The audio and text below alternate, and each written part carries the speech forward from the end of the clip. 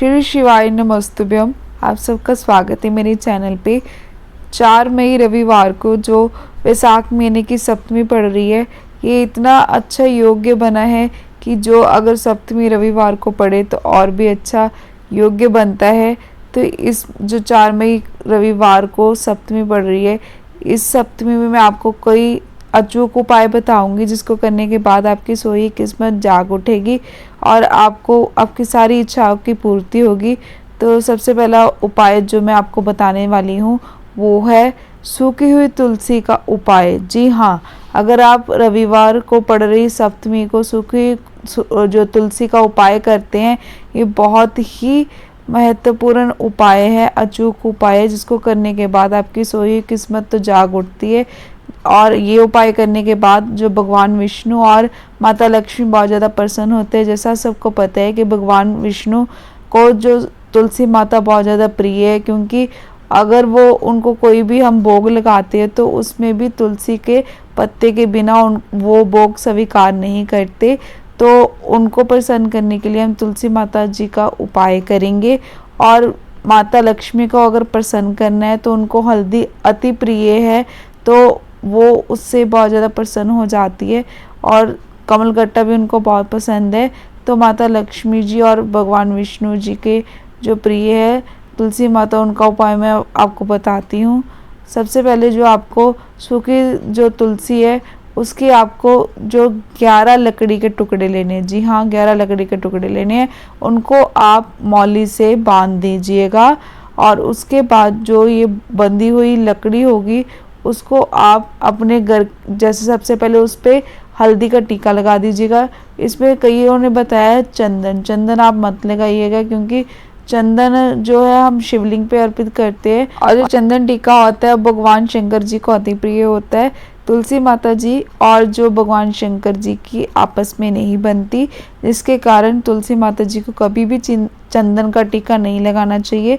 तो आप चंदन टीके की जगह आप तुलसी जी के ऊपर जो मैंने आपको सूखी लकड़ी का उपाय बताया, तो आप उस पर हल्दी का टीका लगा दीजिएगा, जिससे भगवान विष्णु जी बहुत ज़्यादा प्रसन्न हो जाते हैं।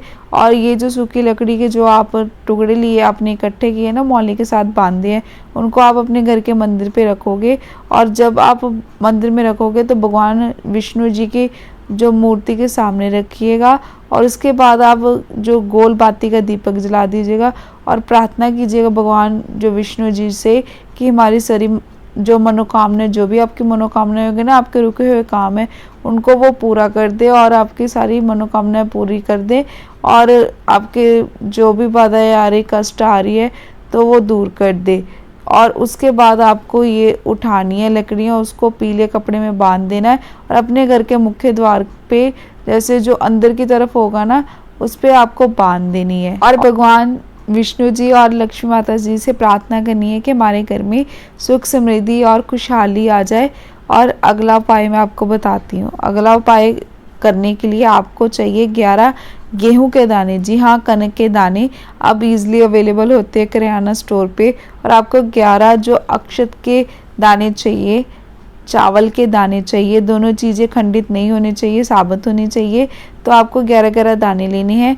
और ये जो 11 दाने लेने हैं, ये आपको 1 लोटा जल का लेना है और जो आपको भगवान शंकर जी के जो शिवालय में पहुंच जाना है और शिवलिंग पे जहाँ पे माता पार्वती जी का स्थान होता है ना, उनके हस्तकमल होते हैं, वहाँ पे आपको जो 1 लोटा जल का चढ़ा देना है। और उसके बाद 11 दाने जो होंगे ना गेहूं के और जो चावल के, वो आपको शिवलिंग पे चढ़ा देने हैं और भगवान शंकर जी से प्रार्थना करनी है कि हमारे रुके हुए काम बाधाएं दूर कर दे और जो हमारी मनोकामना पूर्ण कर दे। और अगला उपाय मैं आपको बताती हूँ। जैसे रविवार पड़ रहा है तो बेलपत्री का ये अति उत्तम उपाय मैं आपको बताने लगी हूँ। ये जो उपाय है इसके लिए आपको 1 जो काली मिर्च का दाना लेना है, 1 चावल का दाना लेना है और 1 लोटा जल का लेना है और 1 आपको घी का दीपक चाहिए। जहाँ ये दीपक मिट्टी का हो सकता है या फिर आटे का दीपक हो सकता है। और ये करने के लिए आपको प्रदोष काल का टाइम चाहिए होगा, मतलब ये उपाय प्रदोष काल के टाइम पे करना होगा। प्रदोष काल आप सबको पता है कि 6 बजे से लेके सायंकाल को 8 बजे तक होता है। तो आप जब बेलपत्री के पेड़ के पास जाओगे तब आप जो एक आप जो घी का दीपक जलाने वाले हो वो आप गोल बाती का दीपक जलाओगे। और बेलपत्री का पेड़ अगर आपके घर के पास हो तो आप वहाँ पे कर सकते हो। अगर आपके घर के पास ना हो तो शिवलिंग, जहाँ पे हमारा शिवालय होता है ना, जो चौखट होती है, वहाँ पे भी ये दीपक जला सकते हो। तो जब ये दीपक आप जला दोगे उसके बाद एक काली मिर्च और एक जो आपके पास चावल का दाना होगा ना, वो आपको परिक्रमा पहले करनी है पेड़ के। अगर परिक्रमा नहीं होती है 5 बार तो आप वहाँ पे बैठ के अपना गोत्र बोल के तो आप वो दीपक जलते हुए दीपक में मतलब घुमा के उसमें डाल सकते हो।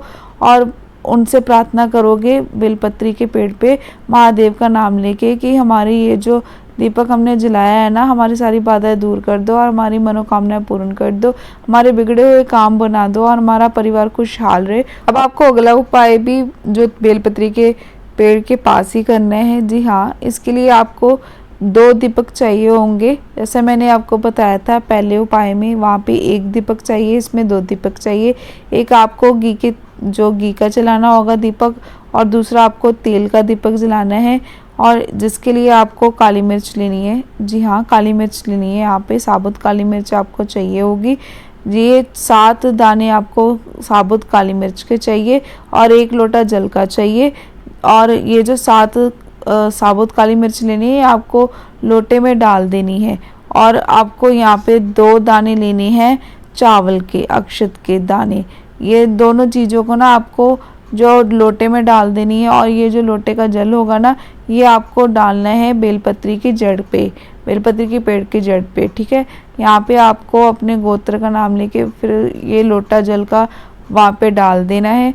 और अपनी सारी जो भी आपकी प्रॉब्लम होगी, चाहे समस्या हो आपकी धन से रिलेटेड, शारीरिक जो भी हो, आपको बोल देनी है और प्रार्थना करनी है बेलपत्री के पेड़ पे शिव शक्ति का नाम लेके कि हमारी सारी मनोकामनाएं पूर्ण कर दे। और वीडियो अच्छी लगती है वीडियो को लाइक करो और मेरे चैनल को सब्सक्राइब करना मत भूलिएगा।